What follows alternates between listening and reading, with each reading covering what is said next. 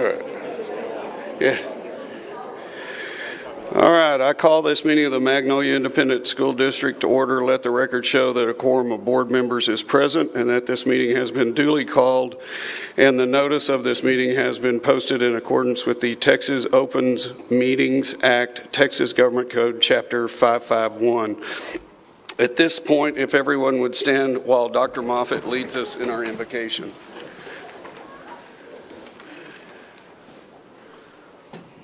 Please join me in prayer. Father God, we just thank you so much for your patience with us, empathy, your love, and just thank you that your mercies are due every morning. This time of year, just gives us time to reflect on the ultimate hope that you sent us in the form of your Son, and that hope is not in institutions or buildings or governments or people, but it's in you, and we just thank you that we have that hope. And thank you for the school district. Thank you for this administration. Just give us wisdom and just guide our decisions. Just protect our schools, protect our teachers, protect our students. Just put a hedge of protection around all of our campuses, and we just ultimately hope that the words that come out of our mouth and the meditations of our heart would be pleasing to you, our rock and our Redeemer. We love you so much. In Jesus' name, amen. All right, if everybody continues to stay standing, we're going to do our pledges. At this time, I'd like to have our students of the month, Hayden Stebbins of Magnolia Junior High and Nora Terry of Bear Branch Elementary, to please come forward and recite the pledges. Hayden will start us off with the U.S. pledge, followed by Nora saying the Texas pledge. I pledge allegiance to the flag of the United States of America and to the republic for which it stands, one nation, under God, indivisible, and liberty and justice for all.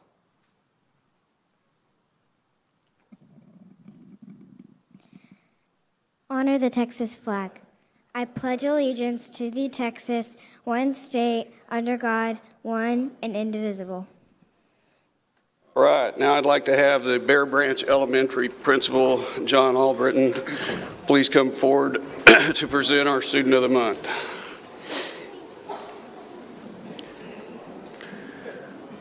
Thank you, Mr. Adcox, Dr. Stevens, Board of Trustees, thank you for having us this evening. Bear Branch Elementary School is proud to present fourth grade student Nora Terry as the Magnolia ISD Elementary Student of the Month for December. Nora is the daughter of Lance and Ginger Terry and sister to Luke, who's a second grader at Bear Branch Elementary. Nora is joined this evening by her grandparents, George and Debbie Winters, and also very special friend Sophia, and her two fourth grade switch teachers, Miss Wallace and Miss Kaiser, along with our campus leadership team, Ms. Tran, academic coordinator, Ms. Seaver, assistant principal, and Ms. Stone, our counselor. Nora Terry enjoys art and making art projects. She recently started riding horses, taking both English and Western lessons.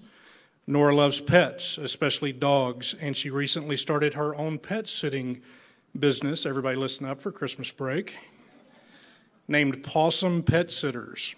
She also enjoys playing basketball with the Magnolia Basketball Association, and she is very involved in her church, where she runs the coffee bar on Sunday mornings. Nora is competing in Battle of the Books for the second year. Last year, her team placed second at BBE and fourth in the district competition. Her favorite book series is Diary of a Wimpy Kid. She also participates in the BBE choir, and her favorite subject is math. Nora says her favorite thing about BBE is the teachers that she has had. They, along with her mom, have inspired her to attend Baylor University and one day become a teacher. She would also like to own a small business like Sweetwater's, where her mom and dad can serve coffee and sweets.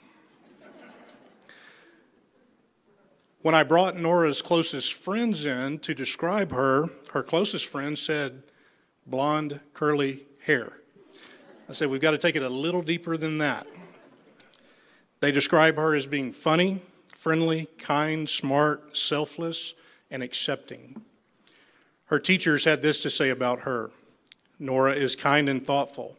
She goes out of her way to include others and comfort those who may be struggling. She works hard each and every day to be her best. Nora embodies the vision we have for our students at BBE. She is a learner and a leader. One of my favorite things about Nora is how she quietly leads others. She leads not with her words, but with her actions. It is truly a joy to be her teacher. The first thing that comes to mind when I think about Nora is the way that she treats other people. Her peers are drawn to her because she is kind and sincere. And I'll close on a quote that one of her third grade teachers from last year gave. I have a keychain from Nora that states, "Be the light." There are no truer words that could be used to describe her because her personality shines bright. She radiates positivity and her joy is contagious. Congratulations, Nora Terry, Student of the Month for December.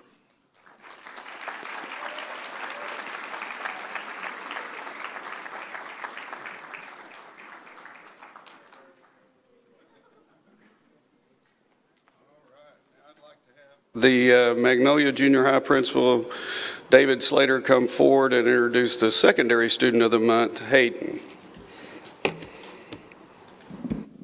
Good evening. So I'd like to thank the board and Dr. Stevens for inviting us here this evening to introduce Magnolia Junior High's Student of the Month, Hayden Stebbins. Hayden is joined tonight by her mother, Cherry Stebbins, who's actually working at Magnolia West High School right now. Her grandmother's here tonight. And if it weren't for golf, her father, Roger, her brother Payne, and her brother Chase would be here, but nothing can pull them away from the golf course. So they're going to video this, and I'm sure show it later. So Hayden's actually made my job really easy tonight because I'm going to tell you that she is an outstanding athlete. She's a member of our volleyball, our basketball teams. She is a member of our PALS program, which only 30 eighth grade students or less are chosen for each year. She is a member of NJHS. She's a member of Mustangs for Christ. She's in all advanced classes, and she's never got less than an A. Now, that's the easy part. I'm going to turn it over to our staff who, when I announced Hayden as our Student of the Month, blew up my inbox with emails falling all over themselves, waiting to tell me how outstanding this kid is, which I already know, by the way. So I'm going to read you just a sampling of those. There's no way I could read all of them. There was way too many, and I'm just going to pull out pieces of the emails I sent. I'm going to, at the end, read one that's extended one. But I think you'll be able to hear a theme here. One of our science teachers, Miss Fritz, who's also a coach, said she is one of those people that draws people into her. She has such a warm, bubbly personality and makes people smile. Her science teacher, Miss Adamy, said Hayden is always willing to help out with the best attitude. Her smile and outlook on life is infectious. Then her algebra teacher said, Hayden is an amazing student with a great attitude. She puts forth her very best effort every day, always greets me with a smile. Miss Schnitzer, who had her in class last year, talked about how Hayden exudes passion for learning. She's ambitious, she's diligent.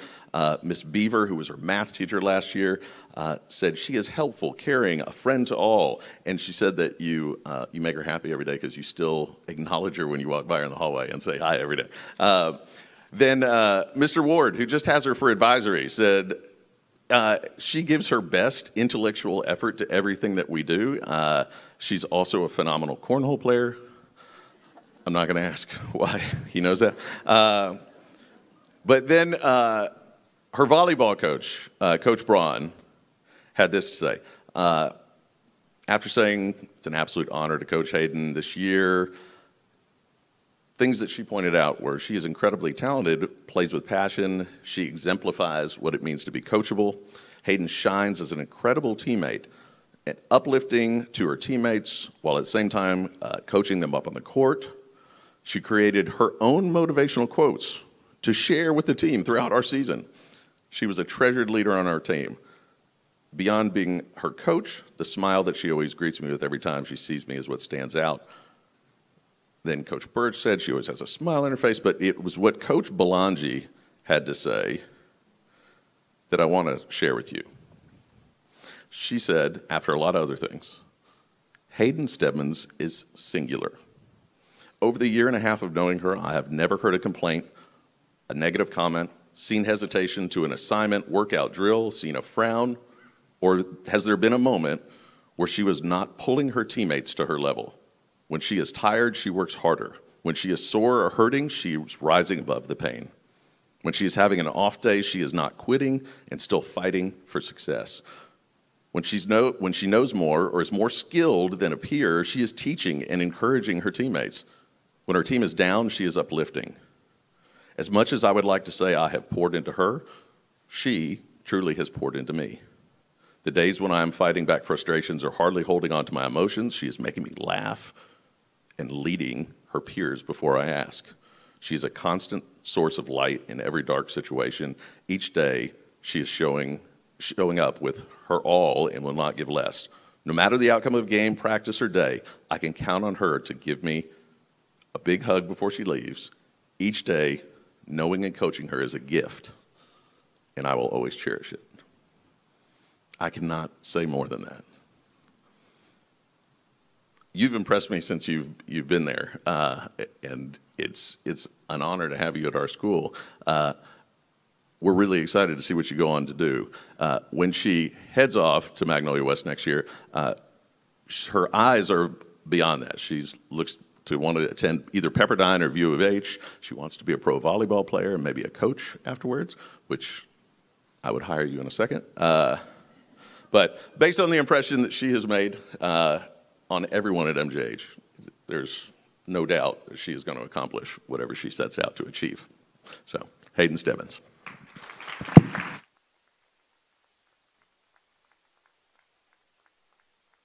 We're going to take a picture.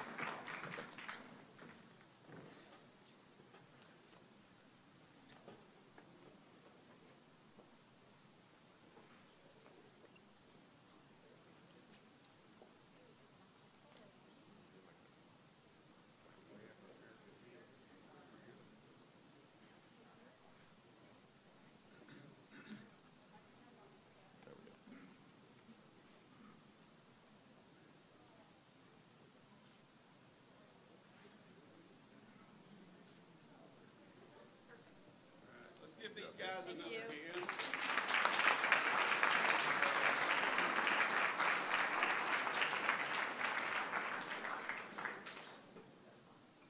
You know, you guys you'll be the only person from your school that is recognized this whole year.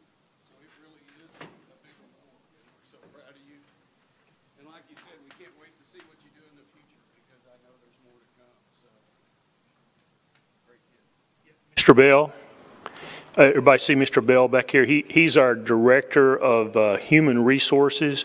Would you be sure that you talk to both of our students of the month about coming back to Magnolia ISD and teaching and coaching? All right, we would love to have you here, both of you. So. All right, if you look at the agenda, the next item is a possible action to appoint a new board member. Anyone that was here last board meeting realizes that Christy Baker decided to step back. Her kiddos have all graduated, and she wanted to have some new things to do in life. And so that kind of gives her an opportunity to do that. And we historically have filled those positions. A lot of us up here travel, and we want to make sure that there's always a quorum and that we're not stuck not being able to have a board meeting because there aren't enough of us to do it. We did get some submissions from the public. We got some emails and talked to some folks. And I got to tell you, I think we've got a great person to fill this role. Jay Michaels moved to Magnolia area in 2017, and he and his family relocated from the Cypress area. He's a 2005 University of Houston graduate where he earned his Bachelor of Science degree in economics with a minor in finance. Jay's currently serving as the North American head of compliance for a private global energy commodity trading and investment company. He's worked in trading, strategic planning, and asset management in multiple Fortune 200 energy companies over 20 years. In the past, Jay has been a youth coach and has volunteered in his children's baseball, basketball, soccer, and lacrosse. He is a former parent leadership and bond committee member, volunteered in the Watchdogs program at NSC, I did that too, and has served as a director and president of an HOA. That's a real fun job. Good qualification. Yeah, some of the folks back here that, they know. Jay and his wife, Martha, have 8 children. Austin is a UT graduate with an engineering degree. Morgan is a recent Texas A&M graduate with a psychology degree. Emily is a 2020 IB graduate of Magnolia West High School, attends UH as an honors English major, and is on track to graduate in just 3 years this spring. Jack's a senior at Magnolia West High School, is on the swim team, and I know what that's like too. We had swimmers. You don't get a lot of sleep, but you know, hey, what are Saturdays for? Takes IB and AP classes, and upon graduation this May has signed with the United States Army Special Forces Airborne and has the goal of becoming a pilot with his initial commitment period. Cody is in the 7th grade at Magnolia Junior High, where he participates in football and golf. Sophie is in the 6th grade at Magnolia Intermediate and is in choir and student council. Brady is an avid fisherman, is in the 3rd grade, and Vivian is in the 2nd grade at Nichols Sawmill.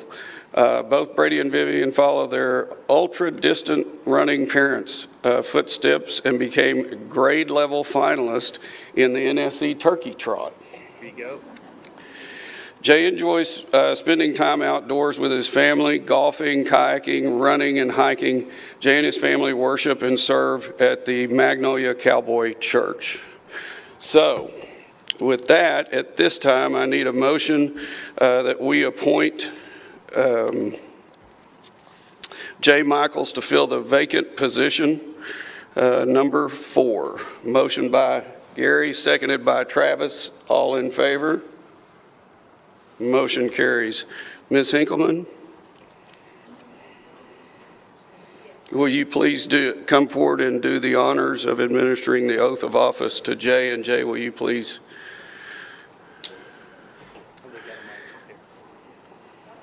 Yeah. Bring the family.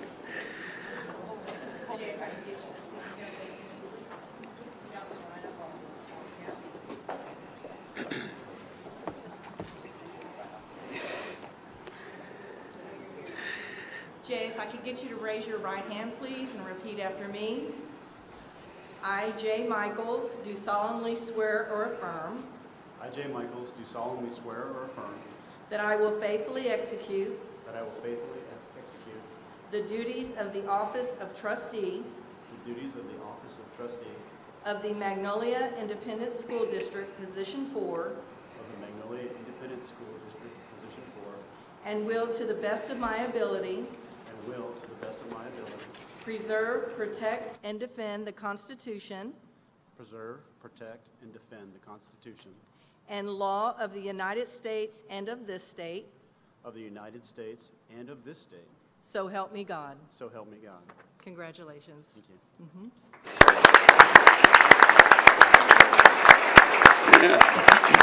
Yeah.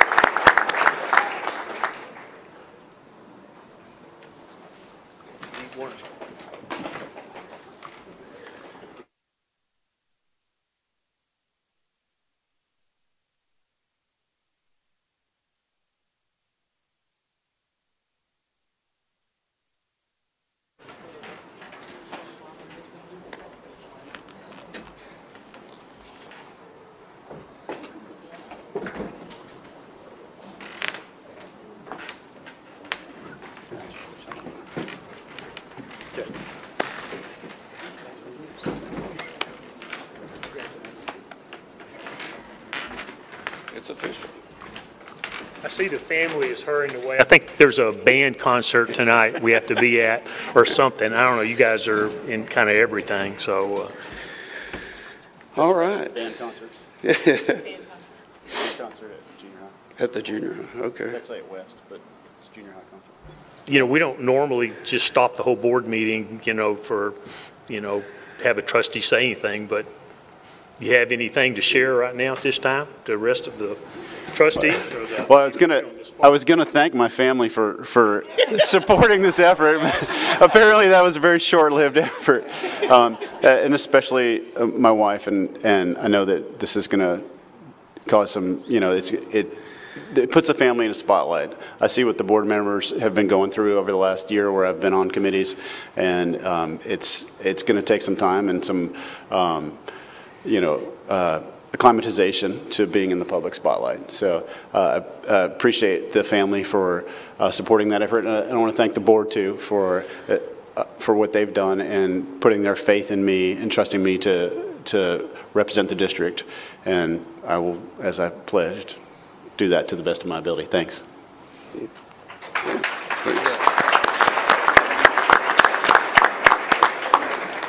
All right, Dr. Todd, I think you're up next. Where am I going? Oh, I got student leadership.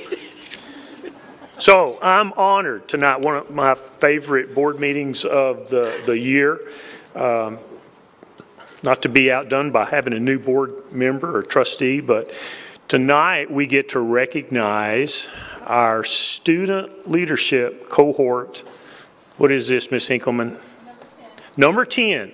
Number 10, a good round number. So for 10 different years, we have had student leaders that have come together and spent a year studying leadership, and they've gone off, and 10 years, they've gone on to some other things. In fact, I think we even have a website, Ms. Myers, about where we showcase some of the things that some of these students are doing after they've left here or university or whatever. But cohort 10, and I would say out of all those 10 different cohorts, this is probably my favorite cohort out of all the groups. They really have so far set the bar awfully high as student leaders. So just for a few that maybe don't know about what we do, these students are selected from Magnolia High School and Magnolia West.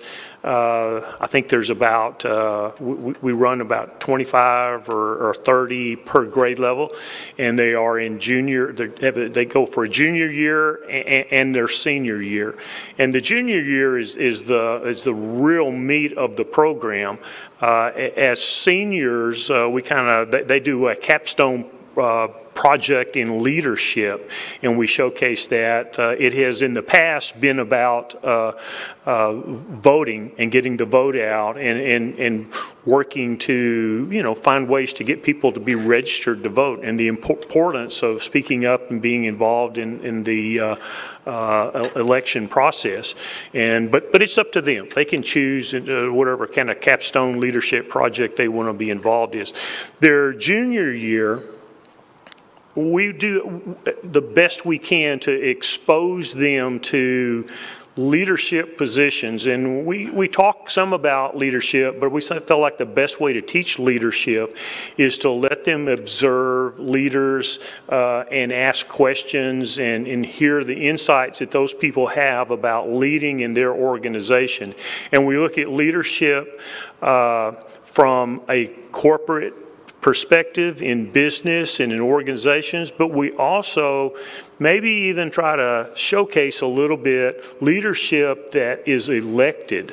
And when I originally kind of put this together and started working on it, I think some of the goal was to try to find talent that would at some point aspire to go into some elected position, whatever that may be, because we do need talent and we need people with passion and direction to fill the leadership roles that we have in our country, in our nation, in our county in upcoming years. And these are the generations that are going to take those places. And so we're exposing them to those leaders. And so we get a chance, we go to Commissioner's Court, we look at the leadership, elected leadership on a county level.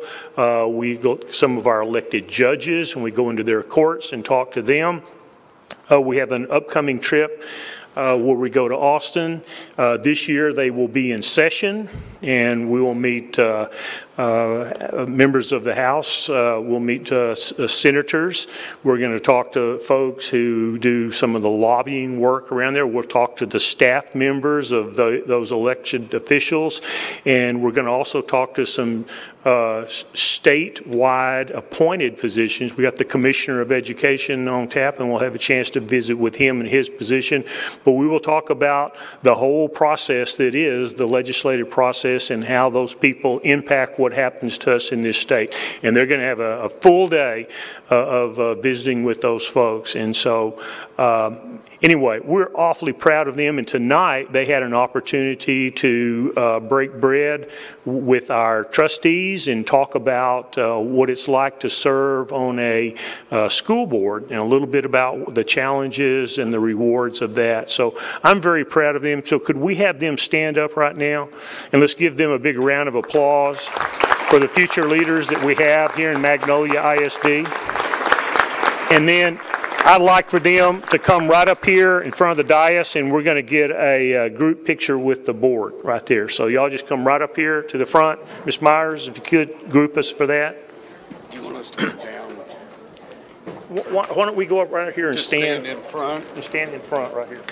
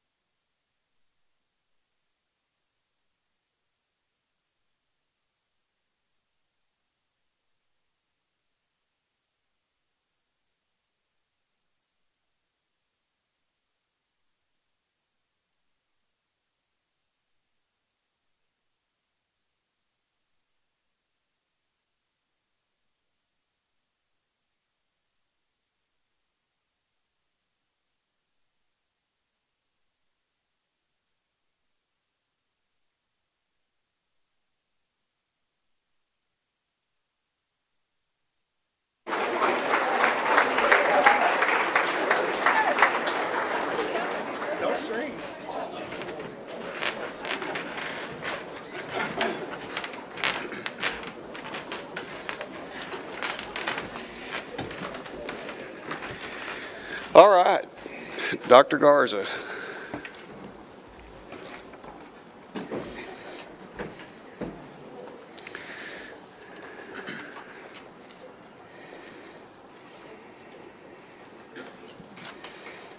Okay, good evening, members of the board, Mr. Adcox, Dr. Stevens, thank you.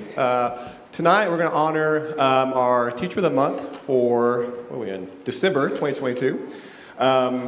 So I actually know Carrie. Carrie Falsek is our Teacher of the Month, and I actually hired her at West about 7 years ago. Obviously, she's a fantastic teacher. That's why she's here. But you know, when we called her reference about 7 years ago, the guy told us, he was like, "Man, that's the best teacher we've ever had," and yet here we are. So she's a member of the U.S. History team at Magnolia West High School. She's also one of our teacher site mentor leaders, which means that she's responsible for kind of leading the new teachers at Magnolia West and kind of giving them tutelage and guidance throughout the year. Does a great job, but the best thing about Carrie, she does it with a smile on her face all the time, and so we're just blessed to have her in our district. I want everybody to take a moment and think back to that one teacher, whether they made the one that made you feel special every time you walked into the classroom. And whether you're a student or in any capacity as a leader on the campus, and you walk in, or in the district, and you walk into Carrie's room, you feel special. And the way she makes students feel and the way she makes staff feel is just incredible. Even walking down the hall, "Hey, Miss Wood!" Or walking in the classroom, and the kids are always happy, they're always engaged, and they're always doing exactly what she's asking them to do. And as Dr. Garza said, I want to reiterate, we are truly blessed, Ms. Faltasek, to have you in Magnolia ISD, and especially in the Social Studies Department. All right, I am fortunate enough to be Ms. Faltasek's current principal. She came this evening with Mom is back here, so thank you, Mom, for coming. We also have Charlotte and Abby are here with Ms. Faltasek. This is her 15th year teaching. She spent 7 years in Richardson ISD, 6 of those teaching 8th grade, and 1 as a district curriculum specialist. She spent 2 years teaching 6th grade at New Waverly Junior High. She then came to Magnolia West, and this is her 7th year in Magnolia ISD. In addition to her role as U.S. History teacher and AP Government teacher, Ms. Falchuk has taken on the role of site coordinator for our new Teacher Mentor program. She is constantly looking for ways to help these teachers new to our campus and new to the profession. She puts forth tremendous effort in trying to make their professional lives easier. She has won several awards during her distinguished career, including being a 2-time winner of the Culture Champion belt at Magnolia West High School. So I asked a couple of her colleagues. She is on one of our most fantastic teams at Magnolia West. And one of her colleagues, Ms. Arterburn, had this to say about Ms. Falchuk. She's one of the hardest working people I've ever met. She makes learning fun for all of her students and has a gift for relationship building. She is a fantastic storyteller and keeps our PLC lively and entertained. I truly feel blessed for our friendship and grateful for everything that she has taught me. Ms. Heineman, her team facilitator, says it's more of a what can you not say about Carrie than what can you say. She is everything you want in a teammate and more. Encouraging, funny, wise, and always there for you. She is quite simply, but yet not simply, a treasure. So one of my favorite Carrie Falchuk stories is last year when I got named principal, I needed a new UIL academics coordinator. And we sat around and talked, and Carrie Falchuk was the first name it was the only name that popped in our head. So I go down there and I said, Ms. Falchuk, look, I'm in a bind. I need a new UIL academics coordinator, and I need you to do it. And she looks at me and she says, spring is the busiest time of the year for me. I cannot. And so I tucked my tail between my legs and I went back to my office and I stewed on it for a few days. And I went back and I'm like, you know what? I'm the principal and I need a UIL academics coordinator. So I walked up to her and in my most pathetic voice, I said, Ms. Falchuk, the kids need you. And she said, fine, I'll talk to my mom. It was a very 7th grade conversation, but from that day forward, she was and is our UIL academics coordinator and has done a fantastic job for us. So we're very blessed for having Ms. Falchuk. And Ms. Falchuk, thank you for everything that you've done for Magnolia West High School.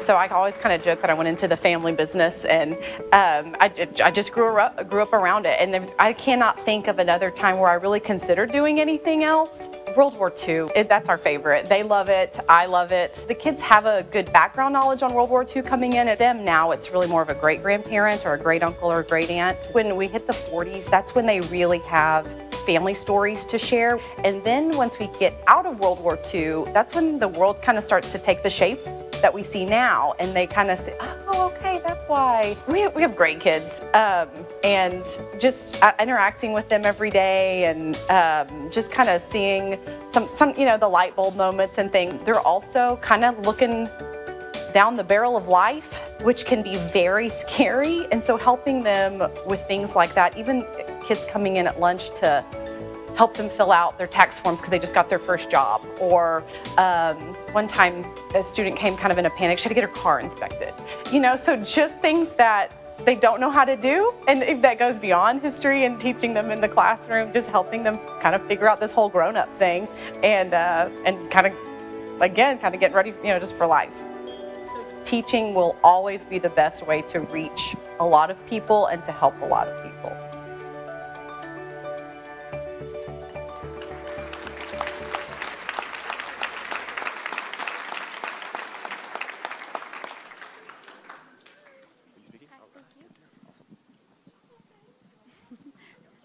So it's such an honor to be here presenting this to you, and I absolutely loved watching your little girls' faces light up watching you on the screen.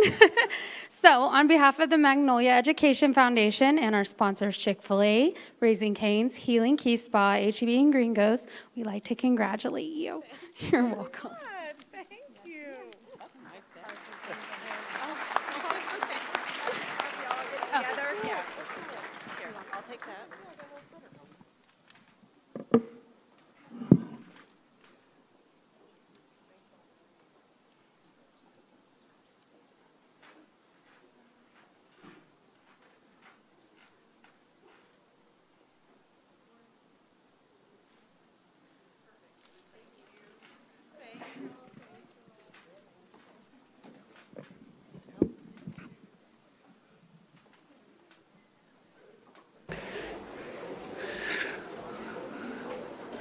All right, Dr. King.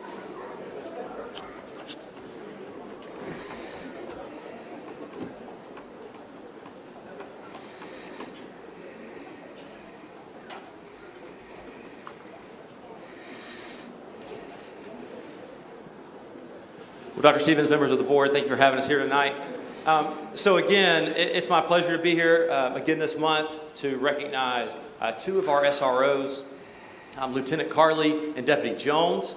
As I've said at prior meetings, it really is an honor and really a blessing to work in a community that supports our police departments and the folks that protect us every day.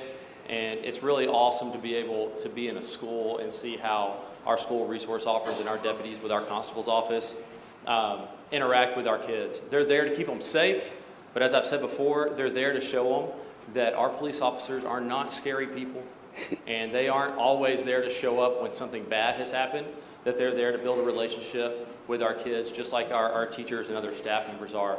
And we're lucky to have two really wonderful officers here. So Lieutenant Carley and Deputy Jones, would you come on up?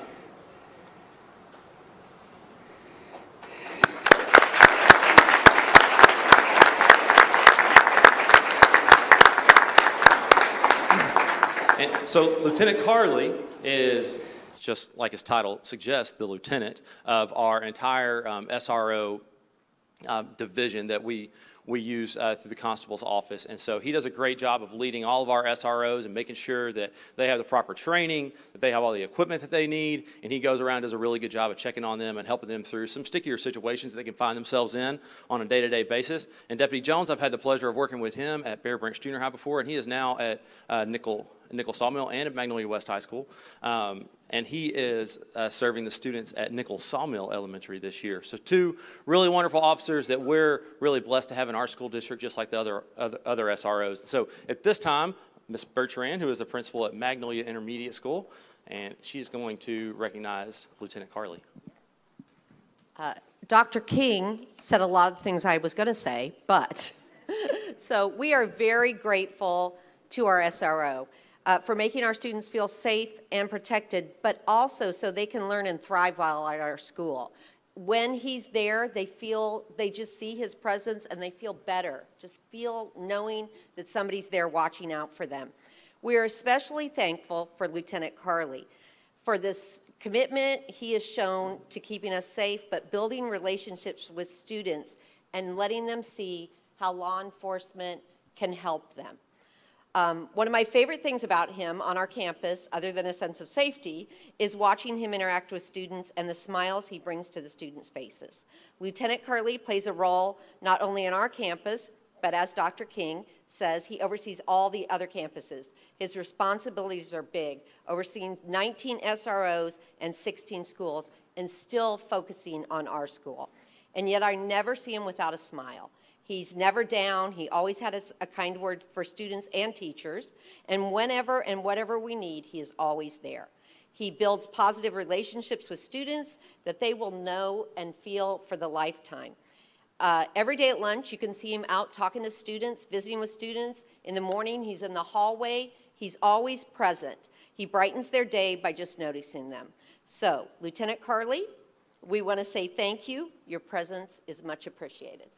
And thank you. Thank you.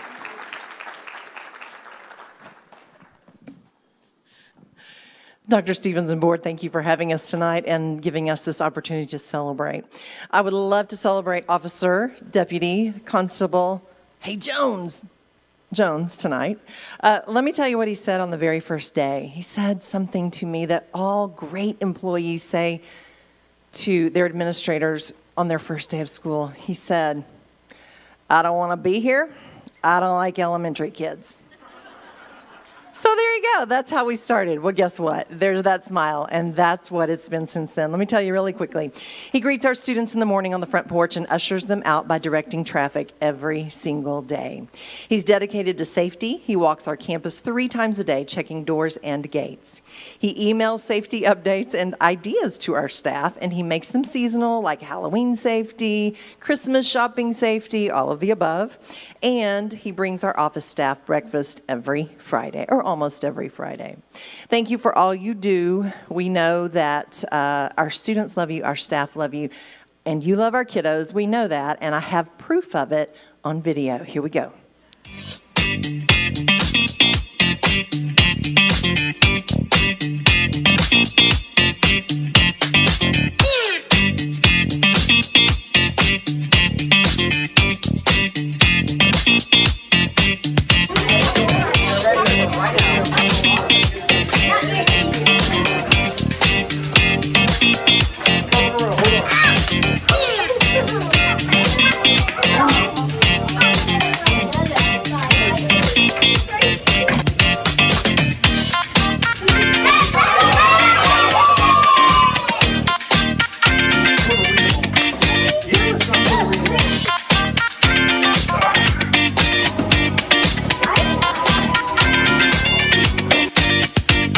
second grade for all the great letters and for being awesome kids. Thank you again. Thank you, Deputy Jones, for all you do. Thank you.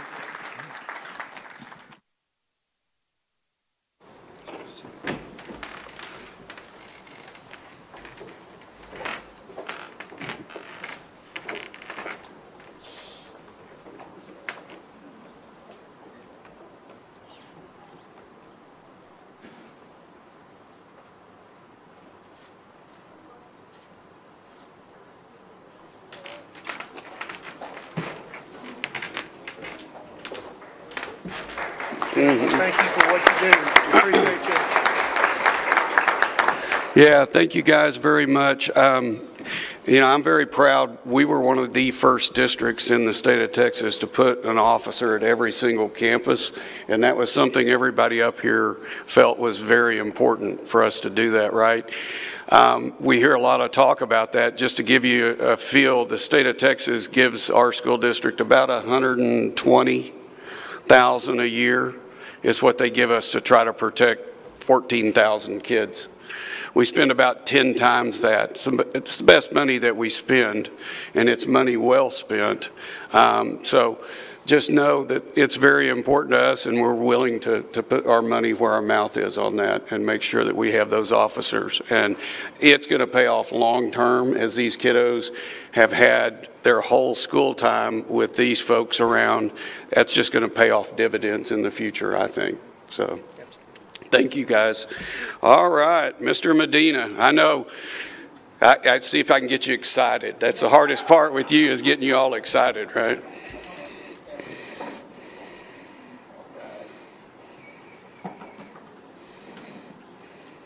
Thank you, President Adcox, Dr. Stevens, members of our board. We've got some really, really amazing people that are joining us here on the front of the stage. I put a short slide presentation together to keep me on track. But I just want to say, after being in the district now for 6 years, it's a balance.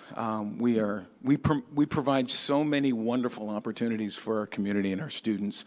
And just to see how it all interacts in a nice, wonderful balance, I couldn't be more grateful and thankful to you all. So we're going to talk about Magnolia Fine Arts. Our communication department, run by Ms. Denise Myers, has a wonderful staff, and Kate Hope is part of that department, and she made us a district logo, a new brand for us, and that is our brand, Magnolia Fine Arts. It encapsulates some incredible things that our students are doing. Back one. There we go. We are proudly serving 7 disciplines: elementary, which is pre-K through grade 5, and secondary, which is grade 6 through 10. And we serve the art discipline, band, choir, cheer, dance, general music, and theater. And as you can see, we have a lot of involved kids. And it's not just involved in the arts. Our students are involved in life. And they come in contact with each other. They come in contact with staff, faculty, the community as a whole, and they represent us so very well, not just in our borders of Magnolia, but throughout when we travel to different events, be it close by or farther away. We couldn't be more proud of our students and our faculty. There we go. So there are basically 4 seasons of activities. We have our summer, our fall, our winter, and our spring. Our summer activities are preparatory time. And for our children to give up part of their summer vacation to begin the preparatory work really says a lot for our children. They have choices, and they have chosen to spend time with us in the arts. Our fall is a time of large group and individual contests and various performances. You see that in the marching band, you see that in choirs, you see that in theatrical performances, the musicals, all sorts of wonderful things. We're now transitioning into our winter season, which is more of the smaller group. In fact, we've got to get Aiden to a concert tonight.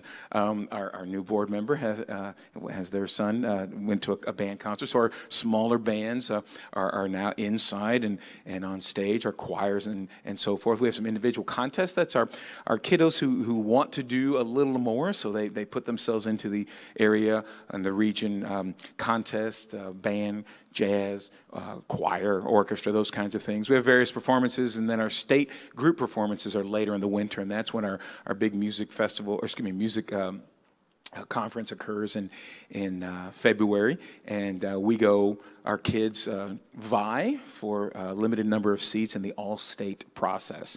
And then in the spring, we have our UIL contest, also various performances. We never stop performing.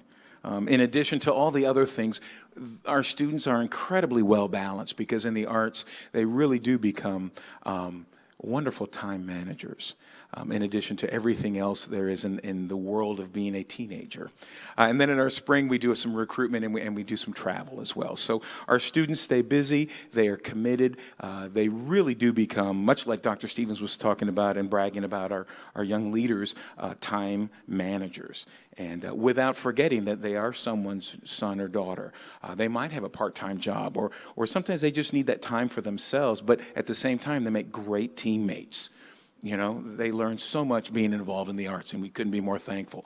So why are we here tonight? Well, a few years ago, I was reminded, Mrs. Clark told me that in 7th grade, I invited Aiden up to jam at a concert in February with the high school kiddos, and Aiden just kind of fell in love with jazz. So fast forward to last year, Aiden decided that several of our students have vied for a spot in the All-State Jazz Ensemble. When you look at the size of Texas, and realize that up until recently, there was only one all-state jazz band. And that all-state jazz band only had 20 kids in it, in this great state of Texas. Well, about 7 or 8 years ago, the state took a look at that, and now they have 2 all-state jazz bands. But that means they're looking for the top 2 piano players, or the top 2 baritone saxophone players. And in Aiden's case, as a trombonist, they're looking for the top 6 trombonists. So last year, Aiden made history, not just at Magnolia High School, but for the entire district of Magnolia ISD by placing in the All-State Jazz Band. He was 3rd chair in All-State Jazz number 2. And it was wonderful. We had a great time in San Antonio. And then this year he said, you know, I'm having a great time. He's done some things since then. He goes, I want to see what happens. So back in a month ago now, Aiden, we received word that in this particular audition, Aiden was chosen, and this is a blind audition, Aiden was chosen as the #1 jazz trombonist in the entire state of Texas. Ladies and gentlemen, Aiden Clark.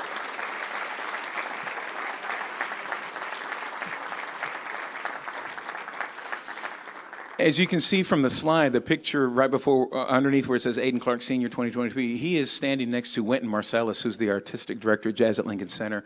Aiden plays with Jazz Houston Youth Orchestra along with 2 of his colleagues from last year, and part of that process was a trip to New York City to perform at Jazz at Lincoln Center. And he and Mr. Marsalis have really blossomed.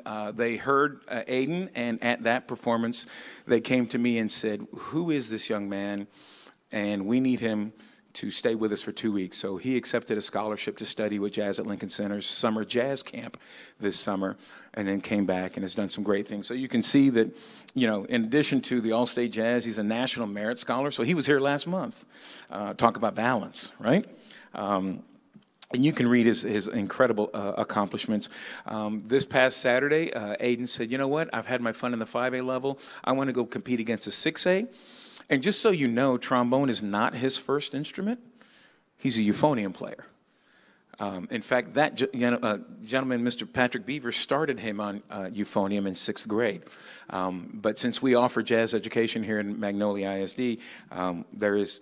Well, Rich Madison's a great jazz euphonium player, but we don't do jazz euphonium, so he came over to the trombone world, and so it's a fun instrument for him.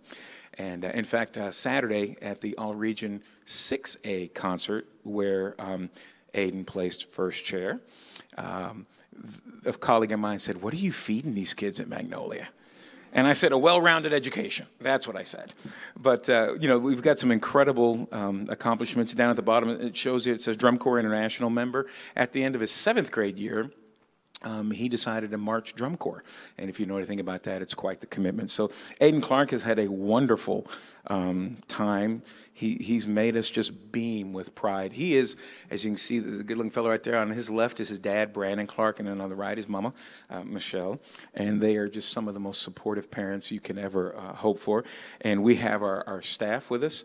Mr. Patrick Beavers is now currently the director of bands at Magnolia High School. Associate director is Lauren Kalberg. And our percussion instructor for the entire district, grades 6 through 12 on the east side, is Mr. Anthony Jackson. And it truly is a family affair. So we're very, very pleased. And the best part is, Aiden has been in Magnolia ISD since the beginning.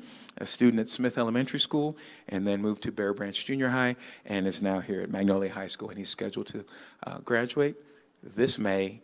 And ladies and gentlemen, I present to you Mr. Aiden Clark.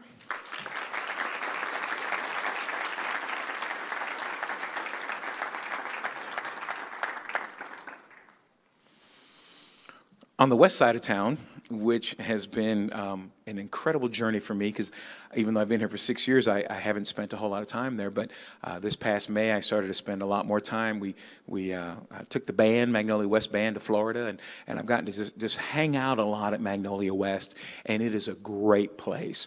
And our theater program, if you don't do anything else, please do yourself a favor and take the time to come by and see a production. Our theater department is run by, where are they? They're right here, our young little whippersnappers. Mr. Cody Davids, who is a Magnolia West graduate himself. Grow your own, right? Grow your own. And Miss Marley Graham. I remember when someone gave me an opportunity to lead a program, and I was both thankful and nervous, but I was young, and I hope that I did a good job. I like to think I did. But here we are now seeing these young, incredible educators that are in it for the children. And we now get to, and did you see Ty just nod? Right? Kids know. They know when their teachers are in it for the right reasons. And we are just so pleased for our staff at Magnolia West Theater. We are recognizing tonight Mr. Ty Watson. He is the son of Travis and Laura Watson. And as you can see from the slide, yes, absolutely. Ty started school at Nichols Sawmill. And then transferred over to Magnolia Junior High, and then is now currently a senior at Magnolia West. The cool thing is Mr. Davids and Miss Graham, for the first time, have taken their kids to participate and compete in the National Thespians contest. And Ty was the first one awarded. He's going to join 13 other Magnolia West Theater students in this national recognized program. But Ty is so unique in that he's only one of 2 in the entire state of Texas to be recognized as a Playwright Playworks winner. So, Mr. Davis, I'm going to have you come over here real quick and just explain what that entails. Come on over. All right. Thank you for putting me on the spot there, Mr. All right, Medina. you got this. You got this. All right, so this is a competition. This is one of the sections of the, so essentially the Texas Thespian Festival is this huge Texas theater convention where every high school in the state of Texas gets to come together under one roof out in Dallas. And for 4 days, they take workshops, they watch plays. These high schools will bring their plays to show to other thespians. And essentially, it's just this huge, huge theater convention where kids from all over the state get to just be with like-minded artists, right? And so there are competitions in every division of theater. There's acting, there's technical divisions, there's improv, and they've started a playwright division. I believe this is one of the first of the couple years they've been doing this competition. And I believe there were over 400 people who submitted for this particular event, and Ty was one of the 2 selected. It is a huge, huge deal, and it is an amazing play. He got to take it and workshop it at the convention with a theater director who's decorated, does all the UIL one-act play, has probably taken X amount of teams to state. She coaches every year for UIL, and she actually workshopped with the kids, and they produced the play and performed it at Texas Thespian Festival. And we actually, for 2 seconds, I'd like to recognize Mr. Braden Pennington as well, who also is one of our national qualifiers for his group acting division. We have several, Miss Lulu Matasso as well, went and competed, and we have just, I'm seeing student leaders over here, and I'm very, very proud of this troop. I'm very proud of these kids, and I'm proud to be a Magnolia, local, so.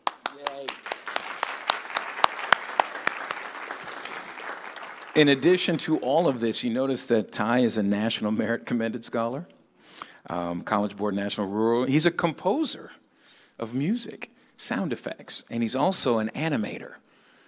And he also does his homework at a very high level.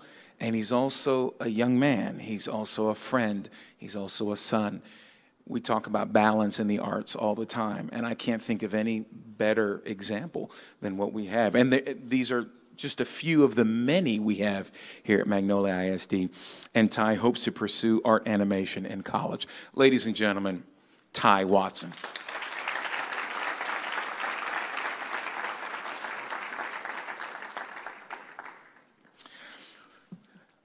We're going to turn over now and look at the adults, because I am a firm believer that if we put the right adult in front of our students have a much better chance of success. And so being a first-time administrator, my job was to find the best. And we didn't have to look far. And our next celebration is the Magnolia High School Marching Band earned Area I champion status this year under the direction of Mr. Patrick Beavers.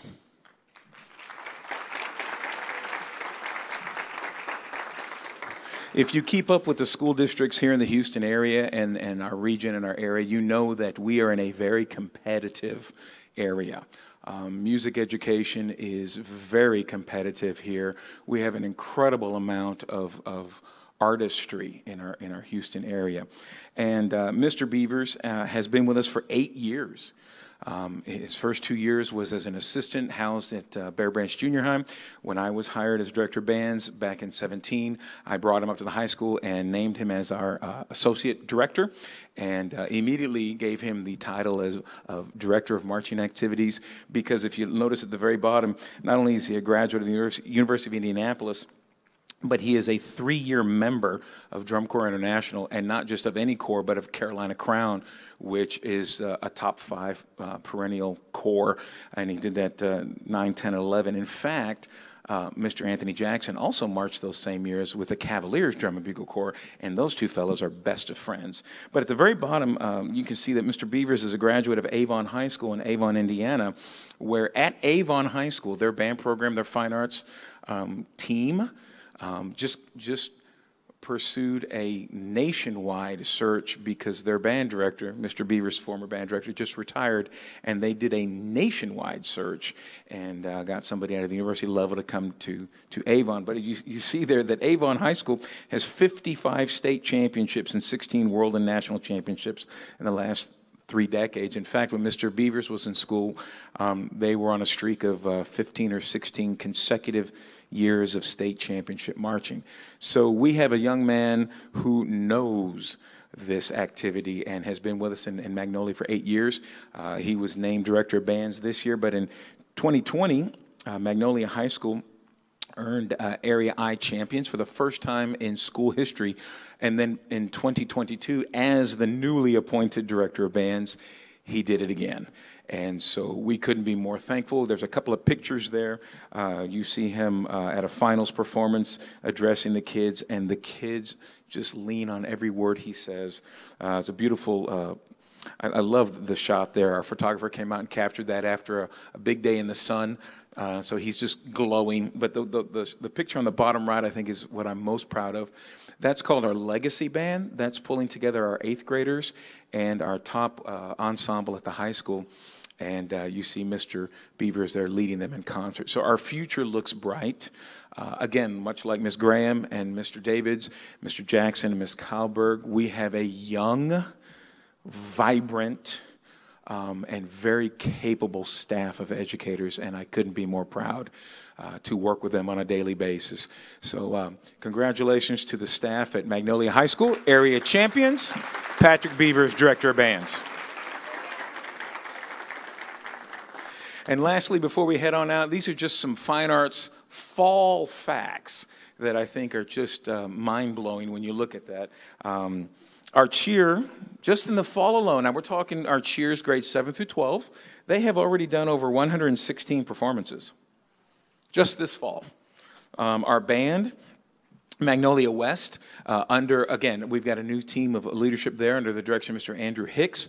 They finished the area marching championship in 4th place, the highest that Magnolia West has ever finished at the area level. And so Mr. Hicks and his team are doing great work as well. We've had 95 performances, contests, and individual auditions, and 60 of our students have been involved in the individual all-region area jazz orchestra placements. In addition to everything else they do. Remember, they have to do their homework. In order to qualify and participate, they have to stay academically eligible. In our art faculty, we've got wonderful assistance by Ms. Jessica McKinney, who's our visual arts coordinator. They serve in the elementary 100% of our students. Those are thousands of students that come in to get their art and music education at the elementary level. We have begun our District of Distinction application. We've taken a trip with our IB art folks. We also are forming the High School National Arts Honor Society. Our dance faculty, we've got 2 wonderful dance programs. Our Phillies at Magnolia West recently performed at halftime for the Houston Texans, which I think is fantastic. They have had 38 performances this fall and 2 contests, and there are 2 faculty members in our district-wide dance department. And in addition to the daily classrooms, that's a lot of outside activities. Our choir is fabulous, and I think this was interesting. This past Saturday, our MHS choir competed in this Market Street Sing-Off, and they beat Rice University for 1st place. I thought that was pretty awesome. That's under Miss Franz. She does great work there. 39 performances and community outreach events, 54 individual auditions. This is just in the fall only, folks. It gets busier in the spring.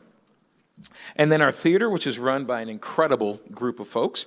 We've had 16 performances and community outreach events, including the Little Mermaid musical. It's no small feat to pull out a musical.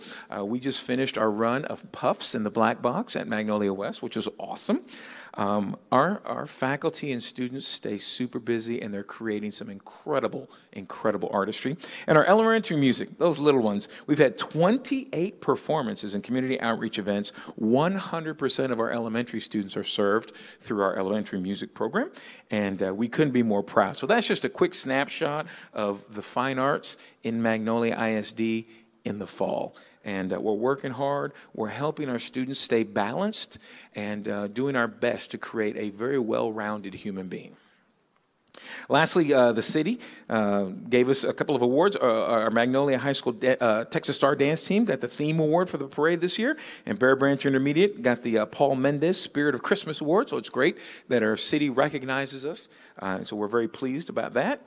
And if you're ever wondering what we do, follow us on Twitter at Fine Arts MISD. Ladies and gentlemen, Aiden Clark, All-State Jazz, Ty Watson, National Thespian, Mr. Patrick Beavers, Magnolia High School Band, and his staff, thank you so much for your time. Thank you, board. We appreciate you. Denise, can we get a picture? Don't go too far, kids.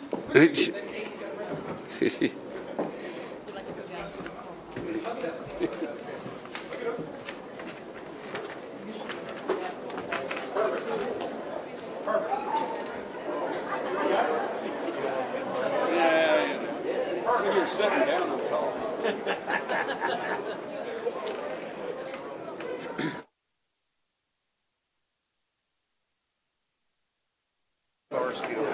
How many performances have the Children Raleigh Band made? Why'd they get that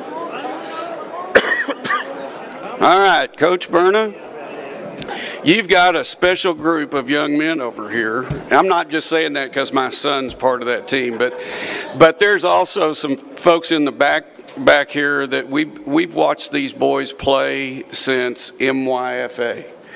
This is a group of kids that have played together now for years. And it's been a fun group to watch. Yes, sir. Dr. Stevens, school board, appreciate the opportunity to be able to recognize the athletic department tonight. And obviously, I'm J.D. Barnum, the athletic director, and it is my honor and privilege to be able to recognize the 2022 Magnolia West football team. Come on up, guys. Got a little info on these guys. The Mustangs made the playoffs, all right, the last 11 out of 12 years, which is a testament to the program and the coaches and the kids that we have coming through Magnolia West. The 2022 Mustangs were 8-4 on the season in one of the toughest districts in the state of Texas. And when I explain this, it gets kind of crazy. At one point during this season, out of our new district, which UIL has put us in, 5 out of the 8 teams in the district were in the top 20 in the state. So that just goes to show you, I think the number 1 team was number 2. Am I right, Coach McGehee? And it kind of went down there. But we had 5 of the teams that we played this year that were ranked in the top 20 in the state. So that kind of tells you the competition that we were seeing week in and week out. At one time, also the Mustangs were by-district champions and area finalists this season. So that's a great accomplishment for those guys, you know, because of the district that we were in. Some accomplishments that these guys had made this year. We had 11 first-team all-district selections, 6 second-team all-district selections, 6 honorable mention all-district selections. We had 3 first-team academic all-state selections. We had 1 second-team academic all-state selection, and we had 8 honorable mention academic all-state selections. So, like Mr. Adcock said, that this is a special group. I mean, I've known these guys for the past 7 years. Extremely proud of them and their hard work and their dedication. And so proud to be able to recognize you guys tonight. And now I'm going to turn it over to Coach McGehee so he can introduce these guys. Thank you. Thanks, Coach Burnham. I'm going to make this quick. I know everybody's ready for that next thing on the menu for tonight, which is the break coming up, I'm sure. So thank you, Dr. Stevens and board, for allowing us to recognize our kiddos tonight and everything that they do. Football is a tough sport. It's not normal for you to put on a bunch of gear and go out in the heat and run full speed into somebody. It takes a special person to be able to do that. And kind of like Coach Bodkin's famous words is every day, first day of 2-a-days, he said, congratulations, that's your last day of being 100%. You're not going to be 100% for the rest of the year. And so you go through bumps and bruises and everything throughout the season, and it takes a lot of grit, a lot of sacrifice, and a lot of hard work. We start every year the day after we finish the previous season, so we do 200-something odd days of work. We put these guys, we test their limits, I guess would be the best way you could put it, in off season. We put them through some pretty rough stuff, and I'm sure these seniors are going to miss some of those days, some of those Fridays of off season that they're going to miss this spring. So anyway, first I want to thank my coaching staff. I wouldn't trade those guys in for any other staff in the state of Texas. I think we got the best one in the state, and I think that's a big part of why we're doing what we're doing here at Magnolia West. I'm going to introduce the ones that are here tonight. I don't have all of them here. Coach Burns, coaching H-backs this year. Coach Calger, running backs. Coach Norman, safeties. Coach Huckabee, corners. Coach Walker, defensive line. Coach Johnson, wide receivers. And he'll be moving over doing some quarterback work this next year for us. Did I miss anybody standing back behind over there? No? All right, and then, again, really proud of these guys and all the work that they put in since the day that we stepped on campus 2 years ago. It takes a lot of consistency, takes a lot of hard work every day. You can't take days off, can't take weeks off, and these guys have been a good example of that. At this time, I'm going to announce these guys real quick. I'm going to run through this real quick. Guys, whenever I call your name, if you'll just kind of step forward, I'll announce you, and then we'll get this thing rolling. Number 1, wide receiver Gus Jordan. Number 2, defensive back Chase Lynn. Number 4, running back Terry Daniels. All right, number 5, DB Jackson Blank. Number 6, DB Lance Thomas. Number 7, linebacker Sam Mattingly. Number 8, wide receiver Kobe Burns. Number 9, defensive back Kalen Digert. Number 10, DB Brett Dalton. Number 11, Bo Chumley, quarterback. Number 12, quarterback Ryan Ojeda. Number 14, wide receiver John Brunskill. Number 15, wide receiver Joe Johnson. Number 16, wide receiver Dylan Langley. Number 17, wide receiver Brian Gomez. Number 18, wide receiver Colton Adcox. Number 20, defensive back Brock Jadziniak. Number 21, defensive back Christian Murphy. Number 23, defensive back / linebacker Clayton O'Hearn. Number 24, linebacker Tyler Harsh. Number 25, defensive lineman Jonathan Grimaldo. Number 26, linebacker Ryan Brown / defensive end, I guess you could say now. Number 29, defensive lineman Austin Morris. Number 30, defensive lineman Sayer Swinford. Number 31, defensive back Chris Perez. Number 33, defensive lineman Ethan Garcia. Number 34, running back Sam Gomez. Number 36, kicker Braden Smith. Number 41, linebacker Tyler Langley. Number 42, tight end Jason Oliver. Number 45, linebacker Anthony Archer. Number 48, linebacker / safety Case Lugman. Number 55, defensive lineman Martin Reyes. Number 58, offensive lineman Ethan Gerstenberg. Number 65, offensive lineman Hudson Migna. Number 70, offensive lineman Jared Christensen. Number 72, offensive lineman Daniel Reynoso. Number 77, defensive lineman Mauricio Adame. Number 78, offensive lineman Warren Ayler. Number 81, tight end Wade Nobles. Number 82, wide receiver Chase Lott. Number 88, tight end Sam Gonzalez. Number 89, wide receiver Noah Castillo. Number 90, defensive lineman Caleb Huff. Number 99, defensive lineman Brandon Mills. All right, let's give these guys a round of applause real quick, please.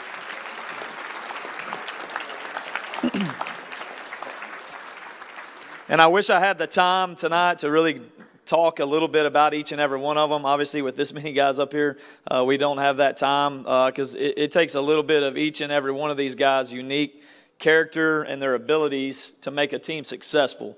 And each one of them brings something different to the table that has led us to where we're at today. So, again, proud of you guys. All right, thank you for everything that you've done for Magnolia West football and for setting the standard for those guys that are coming behind you. So, thank you guys. Appreciate it.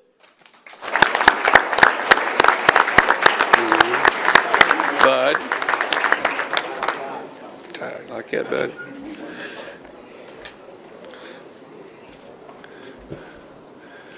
All right. Thank you, Coach. Coach Berna. Coach Berna. I will say this. I got one more announcement real quick. Uh-huh. Since we're on the Magnolia West football team, we got a former Magnolia West football alum, John Matoka. He graduated in 19. He was the starting quarterback for Magnolia West for me when I was the head coach there from 16, 17, and 18. Anyway, he has gone off to Colorado School of Mines. He's a computer science major there, and he is currently the starting quarterback for Colorado School of Mines. And they're playing this Saturday in McKinney, Texas, and it just happens to be the national championship game for Division II and NCAA. So anyway, the game's at 11 o'clock in McKinney. It's going to be on ESPN+. And so if you get a chance to watch John Matoka represent Magnolia ISD and Magnolia West, take that opportunity. And on top of that, this is a pretty cool testament to the young man that John Matoka is. Obviously, this past Saturday night, the Heisman Trophy was awarded to Caleb Williams from USC. Well, Division II also has a Heisman Trophy, and it's called the Harlan Hill Award. And John Matoka is a nominee for the Harlan Hill Award, and it's going to be announced this coming Friday. I'm not sure on the time, but it's being announced this Friday.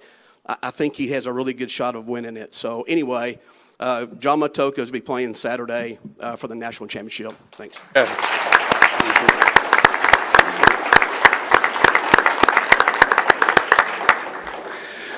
All right. right, this is probably everybody's favorite part. This concludes the recognition and presentations. We'll take a 5-minute break. I will tell you that the first thing that happens after the break is anyone that wants to speak, and so I always encourage people, if you want to stay to listen to that, you can leave after that. All right, Ms. Hinkleman, I have one sheet. Is that correct? All right. So I have to read this first. Participants must have turned in a request form 15 minutes prior to the start of the meeting. Participation is limited to 3 minutes. A timer is provided on the screen located in front of you. Once your time is up, we ask that you please return to your seat. Any complaint or charge brought against an employee by name opposition for which resolution has not been sought in accordance with policy should be pursued through the district's grievance policy. Please note the Board of Trustees shall not deliberate, respond, or make decisions regarding any subject that is not included on the agenda that is posted. Ms. Shrugs.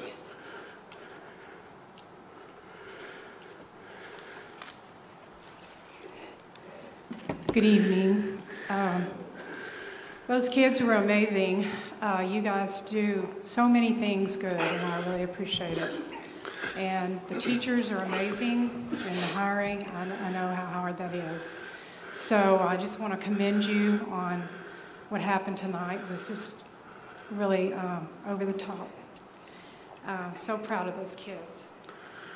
On a different note, though, I am disturbed about something. I read an article in the Golden Hammer and also confirmed some of the data that was cited here with regard to a request and proper paperwork filed and the money filed and so forth to do a recount of the bond.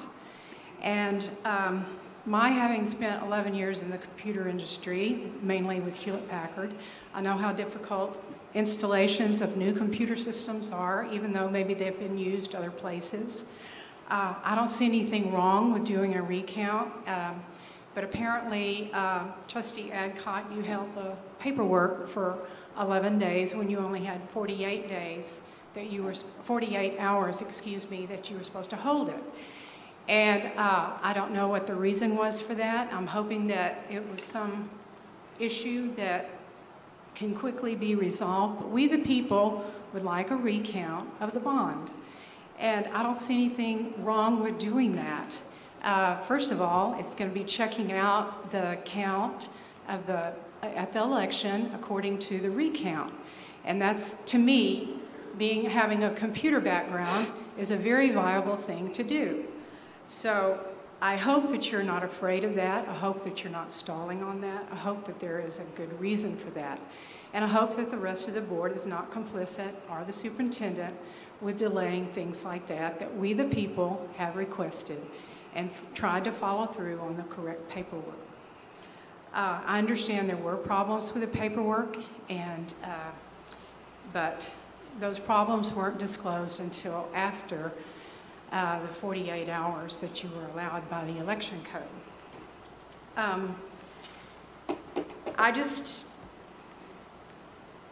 Well, I only have a couple of seconds left, but I just want you to remember that we, the people, are the ones that elect you.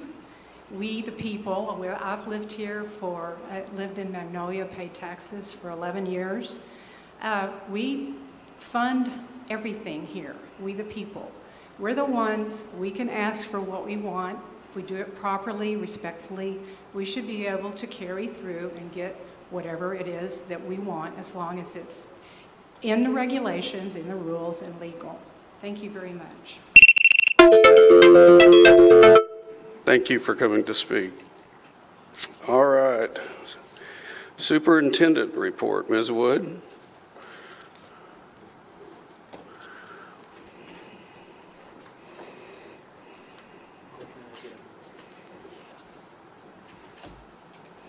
Good evening.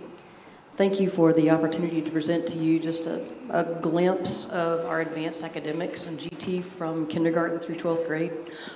This is an honor for me to do this, and I appreciate the time that you guys have given me this evening to do so. Just a refresher of our continuum of services that we offer for our students. In kindergarten through second grade, we push into classrooms so that our GT teachers are there and they're able to help facilitate instruction and enrich instruction, especially in a situation where the students are in their classroom. We try not to pull them out from second grade. We save a pull out for third and fourth grades where we also push into classrooms, and then we also pull out 2 hours a week for the program called REACH. And then in fifth grade, we shift to an inclusion where the instruction is included in the typical classroom, and then we pull out for a program called Launch. In 6th through 12th grades, inclusion once again through our advanced courses, as well as our AP, dual credit, and IB. And you'll see as we go through looking at the numbers of the AP, dual credit, and IB that they fluctuate. When one increases, the other one decreases. So we're just excited to provide these many opportunities for our students to pursue whatever it is that they wish to pursue for their post-secondary education. Our elementary GT students that we serve, just to get an idea of the numbers, and you see the elementary campuses here with their total enrollment as of December the 6th. Total students that we have are 835 students in the district that qualify for GT, or that are and then we have 13,900 students that in the whole district, which gives us about 6% of our student population has been tested for GT. And so you'll see ideally, you want anywhere from 4 to 5% students on your campus to be included in your GT population. And you'll see where some are a little bit higher, but some are not. But that also goes with just the location of the campus as well and the opportunities that are afforded to those students. Secondary GT students, once we start merging the campuses, we usually try to keep that percentage set at the elementary level because it's a little bit more isolated with those 8 campuses. As we go into the secondary campuses, you'll see the campus totals there of the students and then the number of GT students that are served on those campuses as well. So now we have an idea of the number of students that are in the program. We'll look at their projects and performance. And I think you've pretty recently seen, it's been pushed out through social media, and I want to thank Ms. Myers and her team for pushing out information about our cardboard regatta. And every year we do a cardboard project. And as I said, I first got into this thinking the cardboard project was something that was just a bunch of cardboard, but they did a lot of planning and designing, and 138 students in the program built 65 boats, and 64 were successful in crossing the pool at the natatorium.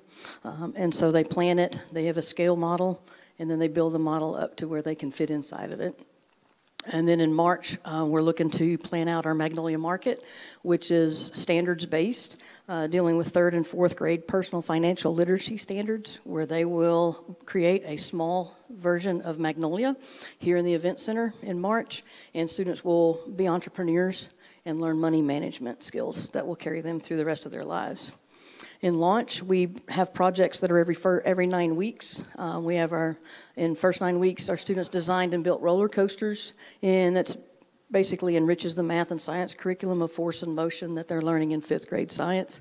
Second 9 weeks, they'll be creating a little miniature wax museum using 3D printers and technology to provide a verbal narration that you just push the button and it tells you what their little artifact is. So it's cool little showcases that we have at the 2 intermediate campuses for those. Jumping to high school, our dual credit program, we have dual credit courses in English, math, and social studies. We have basically our student enrollment in dual credit has nearly doubled since 2020. We've afforded more opportunities for our students to take these courses. We've provided an online economics, dual credit economics course for our students, whereas if teachers, we used to have the dual credit economics, but if a teacher leaves, we can't find a qualified instructor. We've been working really well with our partnership with Lone Star to provide some opportunities for our students in other areas to enrich this enrollment. And we're seeing most of our population kind of heading towards that way. Our advanced placement program, over the last 3 years, you'll see in blue are the number of students that have been in the program. You see quite a jump from 21 to 22. in our student enrollment. You'll also see that our exam scores have increased, but not as much. So what we're seeing is that more students are in the program, but they're not spreading themselves out to different courses and such.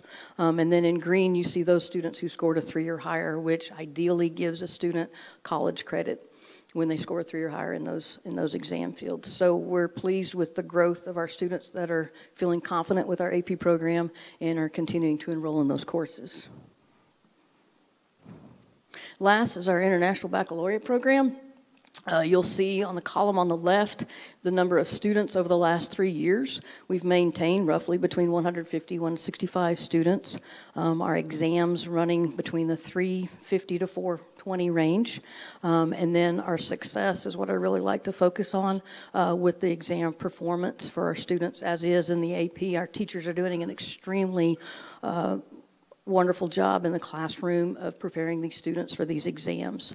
And so you'll see the middle column there is the number of students who were successful on their IB coursework, and it's a component score, not just a one-time exam score. And so as they're working through the year, they get a component score with different assessments that they have throughout the year. The last two columns in each year on the far right are the number of students who have pursued the diploma.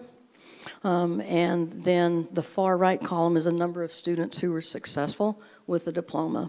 And you'll see that we've had numbers there, so we've been more of a quantity focus, and now it's boiling down to be more of quality. Because you'll see this past May, we had 30 of 31 students at both high schools achieve the IB diploma. I've never seen anything like that happen before in my experience with IB, and I want to take a minute because both of our IB coordinators here, Mr. Jeremy Day and Mr. Derek Parsons, and the work that they've been doing with their teachers and with the program. They're both advanced academics coordinators as well, and what they've been doing at the high school level to help these programs be successful and to increase enrollment and giving our students confidence to take these courses is a shout out to them for sure, and the leadership on those campuses as well. That's what I have just as a boiled down version of what we've been doing for GT through International Baccalaureate and AP and dual credit at the high schools. Do you guys have any questions? Yeah, any questions? A quick one. I noticed on the IB the enrollment has fallen in 2022. What do you think is behind that? If you correlate that with our AP, I think some of our students are choosing shifting over into yes, AP? Mm-hmm. Okay. And it goes cohort to cohort. We really had a strong cohort of seniors this last year in 2022 that performed well in both programs, but it's just a student preference. But like I said, I think a lot of it too is just a comfort of the program and wanting to pursue it and feeling confident in that program as well. Anything else? I had a question. Are we still seeing the IB students taking the AP tests in addition to the IB tests? Yes, ma'am. And actually, mainly we're seeing that in English and social studies. Okay. And those two actually performed better on the AP exams than we have since I've been charting and checking the data. Our AP English and our AP History scores increased beyond the 55% pass rate. Okay. And a lot of those students, I'd say roughly 10 to 16 that take that are IB students that take the English or the U.S. History AP exam. Oh, good.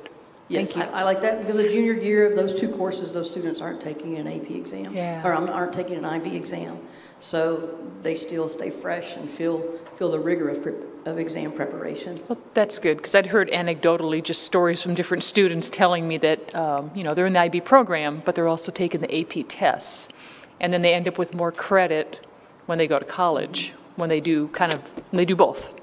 Yes, because some colleges will take a 3 or a 4 on an AP exam, just depending on what their acceptance is. And that does allow those students to gain more credit. I also feel it exposes those students to 2 types of assessments. Right. So, which helps them, as an overall, be more welcomed into or welcome more of the college experience because they don't know what how the professor will assess them. Well, and it also sounds like they're able to get more credit by doing that, by doing both AP and IB testing. Mm-hmm. They might enter as a sophomore instead of a freshman at college, right? That is correct, yes, ma'am. And so they can sign up for classes faster, earlier. Yes. They can get parking, because now they're coming in as a sophomore, and they can get housing quicker because they're coming in as a sophomore, not a freshman. And I remember you mentioning that last year. And Yes. we have been using that to push out And to I've been our students hearing, and parents. I've heard students again say that have been signing up, so. But kudos to you guys for letting them do both. Oh, you bet. All the testing. It's all about the student, not the program. Yeah, thank you. You bet. Anybody else? Yeah, I just wanted to reiterate just how fantastic this program really is, that it just sets these kids apart. It's not for everybody, but for the kids that are able to select, especially the diploma track, it just sets them apart. It gets them out of college early. It saves them money. It saves their parents money. It leads to scholarships. As we saw tonight, my daughter was up here. I think Matoka was also a graduate of that program in the same class, and they're graduating early. It's just fantastic, and like I said, it's not every kid. It's not for them because it is an extremely difficult curriculum, but those that are able to get in it and succeed in it are just that much further ahead when they get to the real world. Yes, So actually, thanks for all the work you're doing there. John Matoka, it's like if one student from a district gets their foot in the door to college or a university, then they know what kind, it's kind of like with athletics, they know what kind of scholars we're producing. And since then, a handful of students have gone into School of Mines as well, Colorado School of Mines. So, yeah. But thank you. I was excited to hear you had some students in that as well. So, anything else? Got almost 1,000 that can carry 3+ test score. That's a game changer. That's Yes. awesome. I mean, it not only does these things that they're talking about, but it gives them an extra boost of confidence to get in and get a strong start. And then they have all kinds of flexibility with their hours in college, so that's cool. Yes, sir. Later this week, we'll be recognizing our 30 diploma recipients.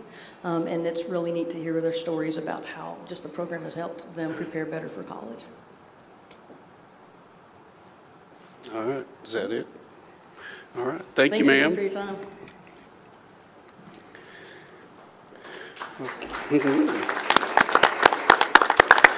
Did everybody get a chance to look at the consent agenda?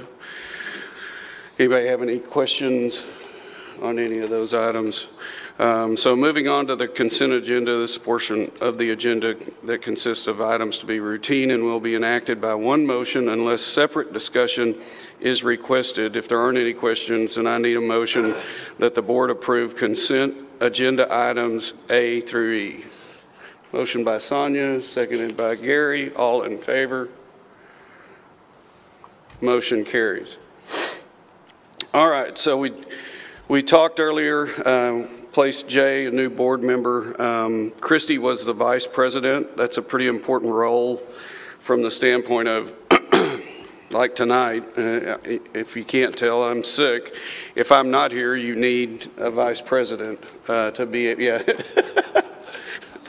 If I'm not here, you need a vice president to be able to continue and go ahead and have the meeting. And so because of that, and because there's an opening on the vice president position, we need to kind of reorganize the board to fill that position.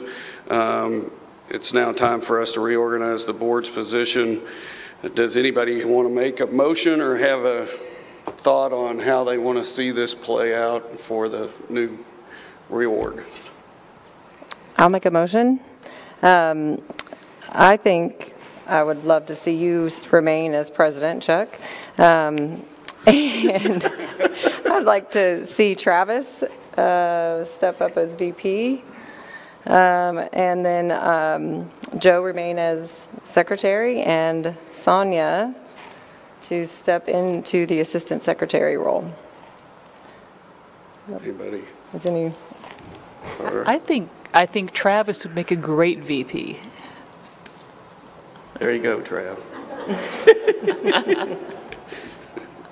All right, so I need a motion that we do what Dasha said, that the Magnolia ISD Board of Trustees will now be reorganized with the following officer positions.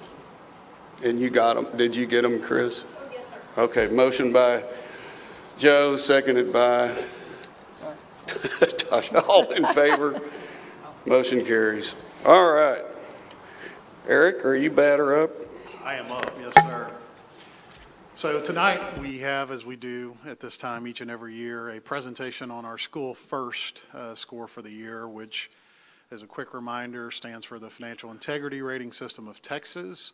That was established in the legislative session in 1999, intended to shine light on how districts are performing around the state in terms of financial dealings and stability. So I'll go through this fairly quickly. I know it's getting late, but please stop me if you have any questions, and of course we'll go over any questions you have at the end as well.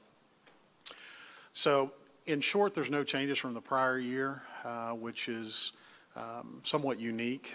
Generally speaking, there are some changes from year to year. As a reminder, there are 20 indicators that are scored. There are 4 critical indicators wherein an answer to no to any of those immediately means that the district receives an F rating. And then towards the bottom of the page, there are some ceiling indicators of which failure to meet the standard on those produces a ceiling maximum number of points. And we'll go through those quickly in just a moment. So there's a letter grade associated with it and a number grade since, I think, for about 5 or 6 years now. So here's a history of the district scores going back to the 2009 year.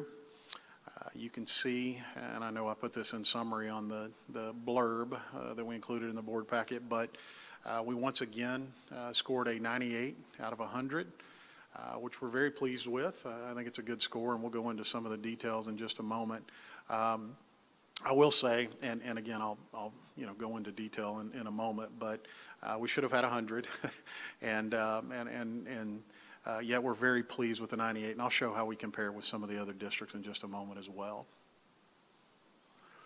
So these first 4 indicators, I'll go through them very quickly. These are the critical indicators where if the answer was no, then you automatically receive an F. Did we submit our audit to TEA on time? Yes. Was there an unmodified opinion in your audit from your external auditor, which is the strongest available? The answer is yes. Was the district in compliance with payment of all of our debt requirements? And of course the answer to that was yes.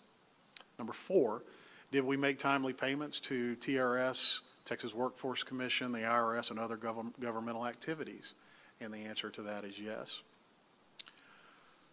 Number 5, was total unrestricted net asset balance greater than 0? And the answer to that is yes. TEA, this is one of the indicators that they did not score this year. And haven't for several years. If you recall, a few years ago, we had to start carrying some of the, or all of the, TRS responsibilities, which put most districts in a negative balance. However, we've maintained a positive balance. So even though this was not scored, we did pass it. Indicator number 6, and here's where we start getting into some of the calculations. Basically making sure that districts aren't losing their fund balance year over year. Obviously, we've increased our fund balance every year. Our average for the last 3 years is an increase of 7.7% per year.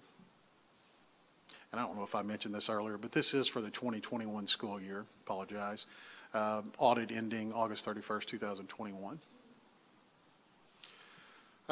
Indicator 7 was the number of days of cash on hand and current investments in the general fund sufficient to cover operating expenses. And this is the indicator that we narrowly missed the perfect score, the only one that we did not have a perfect score. And I'm going to move on to the end and go over why we received 8 of 10 and explain that in just a moment. But in order to have 10 of 10, it needed to exceed 90 days. And again, I'll touch on that in just a moment.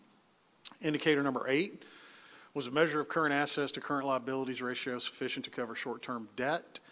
In order to score a perfect 10, the ratio needed to be above 3. Ours was almost 3.5. Did the general fund revenue, basically did you have a balanced budget? And you either receive a 10 or a 0 on this one. And so we had a $5 million surplus in 2021, so obviously scored 10 of 10. Did the school district average less than a 10% variance when comparing budgeted revenues to actual revenues for the past 3 years? Otherwise, making sure that districts are at least relatively accurate with our revenue projections. This was not scored, and I think it's because of COVID primarily, because there was a lot of uncertainties as it relates to attendance projections for state aid purposes. However, we were well below, I think right at 3%. Has been our variance pretty much every year. So we would have passed this had they scored it. Indicator number 11 was the long-term liabilities to assets sufficient to support long-term solvency. There were a few that were added a couple years ago to shine light on debt service and district debt. And, you know, any ratio under 0.6 on this gives a perfect score, and our ratio was 0.54.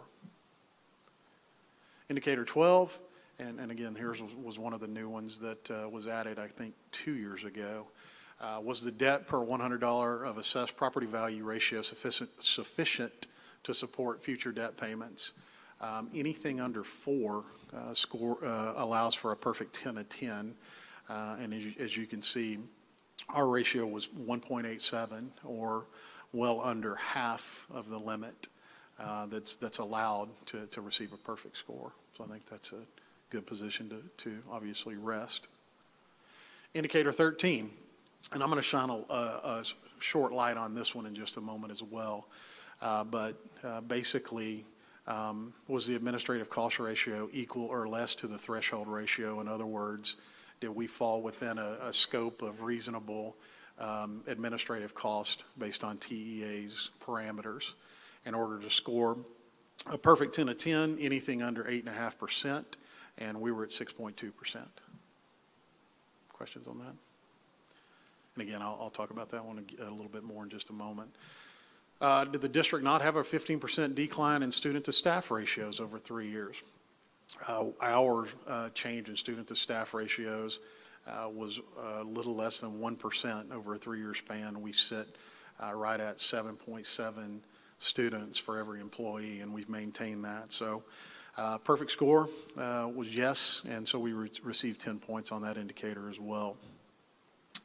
Indicator 15 was a school district's average daily attendance within the allotted range of the district's biennial pupil projection submitted to TEA, which is what our office does each and every year. The indicator was not scored. However, it's still in the report, again, because of COVID. However, had it been scored, we were well within our projections of the 7% allowance. Indicator 16, and we're getting close to the end, bear with me, did comparison of PEIMS data, the PEIMS submission information for budget purposes and actual finances. Was it close enough to our audit in terms of less than 3% variance? And the answer to that is yes. There is no difference in the audit and the PEIMS submission as normal. Indicator 17, and this is one of those ceiling indicators as well, was the audit free of instances of material weakness and internal controls? And the answer is yes. Indicator 18, was the audit free of material noncompliance for grants, contracts, and laws related to local, school, and federal funds? And the answer to that is yes. So we received 10 of 10. Indicator 19, did the district post the required financial information on our webpage in accordance with all of these different codes and agencies? And the answer to that is yes. And so we received 5 of 5. Okay. Indicator 20, did the school board members discuss the district's property values at a board meeting within 120 days before the district adopted its budget? And of course, the answer to that is yes, many times over. So that, and I know I went through that very quickly, but those are the 20 indicators. So I want to go back and focus just quickly on the one indicator where we narrowly missed the perfect score. So generally speaking, when you read this statement, you know, at least from my perspective, I think immediately of financial stability. And of course, what we think about primarily when we look at that is the district's fund balance, right? And so if you look at fund balance alone in our general fund, at the end of 2021, we had $37.4 million in fund balance, okay? Now, in terms of number of days, that's 114 days, okay? But if you read the specific language of the indicator, it doesn't say fund balance. It says cash and cash equivalents, okay? So it's really an accounting function and a time frame situation that kept us from having a perfect score. So, and this is just an example, but this is an excerpt from the audit. So you see under assets, under cash and cash equivalents, $26.7 million in the general fund, right? So that is the number that's used in this calculation for this indicator, which equates to the 82 days, okay? Now, if you look down that column further, you'll see data control code 1260, which is due from other funds. So there was $17.6 million due to the general fund from other funds, okay? Now, that may seem a little odd to folks, but you know, we shift money all the time from one fund to the next. A perfect example for our federal funds, I mean, we have to spend the money before we can seek drawdowns. So there's always money that's shifted from the general fund to other funds for cash purposes, okay? Now, as a practice, generally speaking, that's something that minimally should be balanced by the end of the fiscal year, okay? So in other words, at this point in time, right just prior to 8/31, what would normally happen is we would do a journal entry, an accounting approach, and shift that money due from other funds over to the general fund. And ultimately, the failure to do that by the time frame was an oversight on my part. And so, in all likelihood, it's something that was probably shifted or accounted for within a few weeks, you know, into September. And so, again, I think the most important thing here is to note that, you know, we're financially sound as it relates to fund balance. I mean, we have 114 days at the end of 2021. But we do have, we have put some parameters in place to make sure that, you know, this oversight doesn't happen again, if you will, wherein we don't have some of the general fund money sitting in other funds at the end of the audit, if that makes sense. And there's an example at the end, on the far right.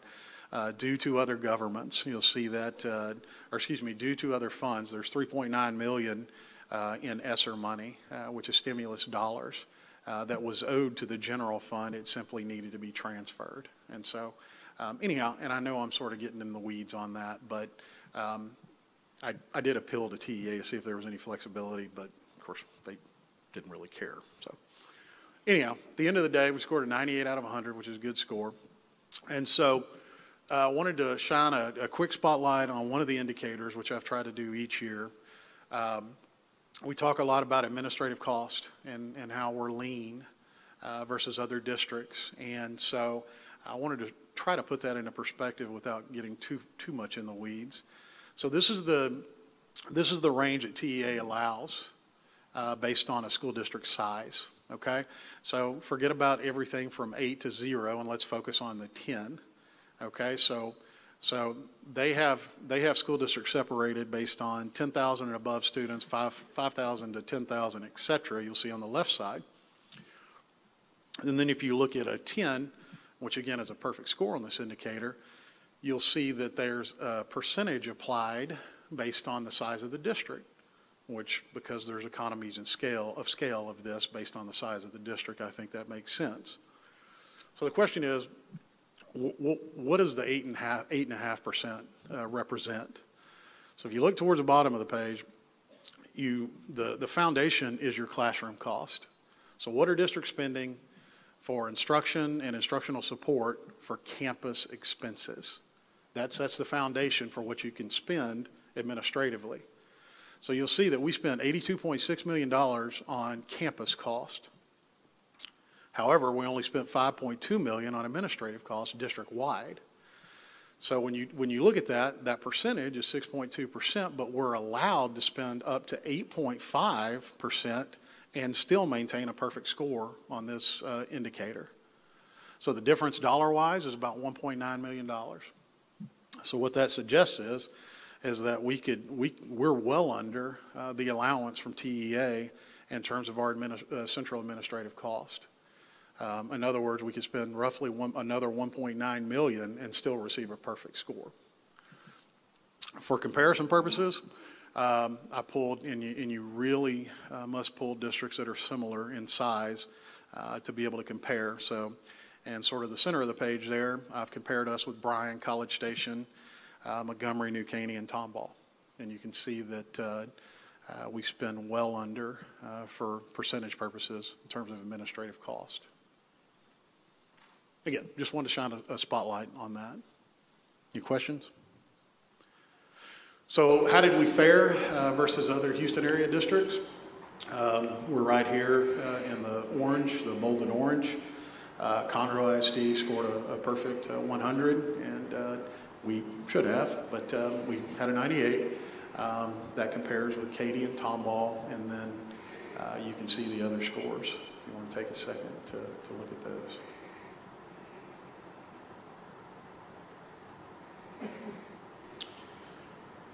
And that concludes my presentation. I'd be happy to answer any questions, and then I know we have to open it up for public hearing purposes. Does anybody have any? Can you address the ratio of future debt repayments? It was 1.8. In terms of the assessed, yes, sir. It had to be less than 4%. Yeah, basically what that is it looks at your total property assessment. Or 4. Okay. What you have to work with in terms of how much, what the tax base is for you to be able to generate enough revenue to pay for your debt, right? Right. And then it takes into consideration your outstanding debt amount. Right. That's how it applies the ratio. So in looking at that, anything under 4% leads to a perfect 10 of 10. And we were under 2. And so in a good position, I ran the numbers based on updated property values, and even with the most recent bond, we will still be under that threshold.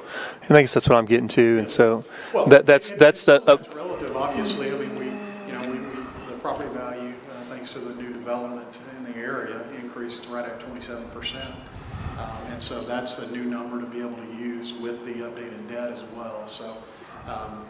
So yes, sir, that's a good question. We will still be under that threshold when we do this next year. Yeah. And then people that say we're not transparent, you can find a lot of this on our website, correct? Yes, sir. One of the things that we're very proud of, with the efforts of many folks in the business office, we have received numerous awards from TEA, from TASBO, from ASBO, which is the National Association of School Business Officials, and I think probably most importantly from the comptroller, the state comptroller of Texas, for our online transparency efforts. I mean, we were, I think, one of only 2 districts to receive 3 awards in 3 different categories in Montgomery County, the other one being Conroe. So yes, sir, we have to use Dr. Garza term, a robust amount of information on our website. And our school district's not hard to find online, is it? When you Google it? No, sir. It pops right up. It's magnoliaisd.org. Okay. And there is excuse me, got a little loud there. There is a link on the homepage that says financial transparency. It labels it for you, financial transparency. Okay. Okay, great. No, you're doing a great job, but I just want to make sure people understand how transparent this information is. Easy to find. You pull out your computer and you Google Magnolia ISD, and it's pretty easy to find, and you can do pretty simple math to figure out how much how well we're doing financially, and probably do some inference on how much room we have left for capacity. Well, and like we focus on in the budget presentations a few months ago, I mean, tax rate wise, obviously there's capacity there too. Not that we anticipate anything coming along to have to increase it, but at $1.14, yes, sir. I mean, we have capacity there too, but it's all there. And one of the focus areas was actually debt that we won one of the transparency awards from the comptroller on. So, yes, sir, it's there. We need to update it every year, but Well, we appreciate you and all the hard work that you do, and we're proud of you and our district's financial position. And a big part of that's just with you keeping us on the ball and helping us to buy down debt over the last few years. And well, thank you, sir. I mean, we've got a dedicated board. We know that, and we've got a lot of good folks in the business office, too. So. And thank you for keeping your slides concise. You remember the one from last year? You wore it out last year, man. All right. Yeah, I've stepped my game up this year for clarity purposes. I think that's indicator 22. Yeah. All it took was one look from Doc, and you just know what you know when you see that look. So. All right, so go ahead. Comment I had to what Travis said, and say it a little differently than what he did, but say the same thing. You know, that chart doesn't really do it justice. I mean, a lot of the school districts knocked it out of the park. But if you peel it back, as you well know, how good a job we've done, that you've done, and your whole team, you peel it back, we just killed every single factor by several orders of magnitude. So you look at that last chart that's got the bars, everybody scored an A. Well, not everybody, but almost. But we, you know, what's behind that 98 is killing those indicators, not just crawling over the bar. So thank you for that. Yes, sir. Thank you. Does anybody else have any comments? All right. So I need to read this. We will now conduct a public hearing regarding the Financial Accountability Rating First report. Any persons having comments or testimony regarding this report may come to the mic and speak to the board at this time. This is a hearing and not an opportunity for questioning the board or administration. Any questions should be addressed to the appropriate administrator outside of this hearing and board meeting.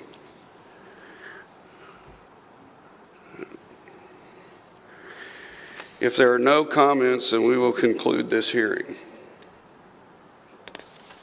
All right.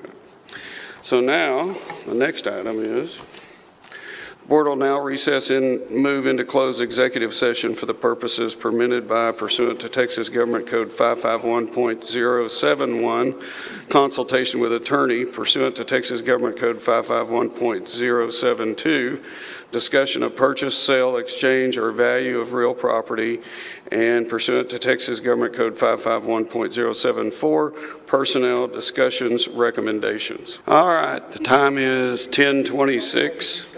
I need a motion that we adjourn this meeting. Motion by everybody, seconded by everybody. Motion carries.